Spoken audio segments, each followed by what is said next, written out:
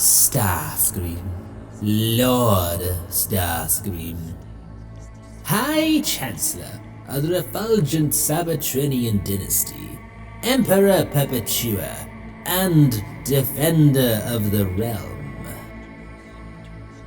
And during the war you served as Megatron's what exactly? I've been his first officer, his general lieutenant, his air chief marshal, but mostly I've been known as his whipping boy. And how would you describe your relationship with the accused? I would describe it as, how would the court put it, complicated.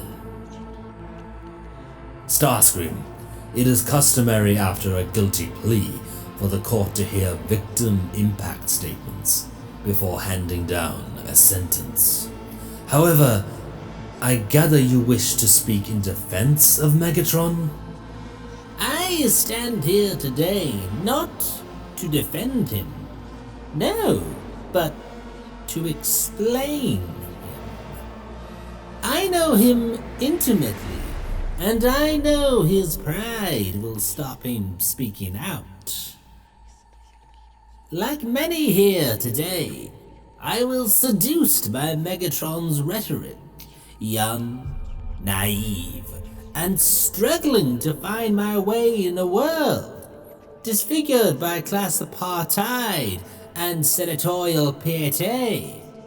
I was entranced by his plans for the future. He described a better society, an outward-looking society. A society unafraid to stare down the anti-mechanical prejudice that was sweeping across the galaxy. Then, as now, I was proud of my planet, proud of its people. I was determined to... Objection! Witnesses grandstanding. Sustained. Today is not about you, Starscream. The crimes to which Megatron has so readily confessed to beggar belief. In their breadth and scope and scale, they are unparalleled. No justice system in the galaxy could consider even a fraction of what he fully admits to having done, and fail to impose a death sentence. And that, Your Honor, is where I beg pause. That is where I say, consider this. A lifetime ago, Megatron set into motion something he could never hope to control. He tapped, almost by chance, into a groundswell of rage and resentment, and was singularly unprepared for what happened next.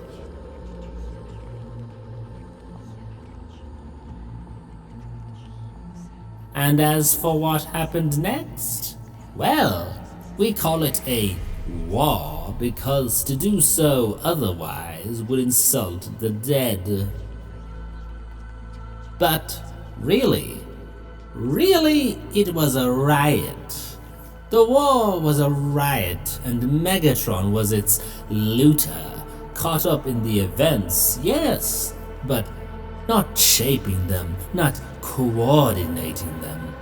A stronger person, a braver person, someone with an ounce of strategic acumen would have prevented the revolution from descending into chaos.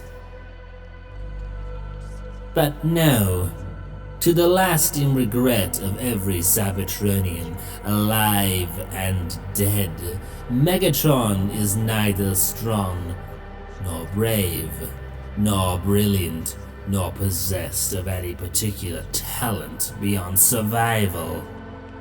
Throughout the war, He was assailed by aides and confidants who pulled him in all directions, and yes, I include myself in that number. More than once I urged him, I begged him even, to consider a ceasefire, and was punished for it. Like I said, his whipping boy. Your Honor, this Tin Pot revolutionary would have you believe he is some grand architect, a military mastermind with destiny at his heels. In truth, he was sidelined long ago, sequestered some more accomplished monsters, heavyweights like Shockwave and Scorponok, who could use this planet as a canvas for their own dark designs. Addled and impudent, on the rare occasions he tried to assert himself militarily, his campaigns were so gruelingly inept that they could only be described as a cry for help. His grand experiment, peace through tyranny, was always doomed to failure, even if some of us, the pragmatists and the peacemakers, realized it too late. Am I here to defend him? No, never. But as the chosen leader of the Cybertronian race, as someone who must embody fairness and decency, I cannot in good conscience say anything that would speed someone to their death. 4 million years ago, Megatron set out to make our world a better place. Bedeviled by fundamental weakness of character, hindered by a frightfully average intellect, and cursed with an ambition that far outstripped his own ability. He failed spectacularly. He doesn't deserve death. No, he deserves pity. Your Honor, my client has indicated that he would like to speak to me in private. Very well. Court suspended for 30 minutes.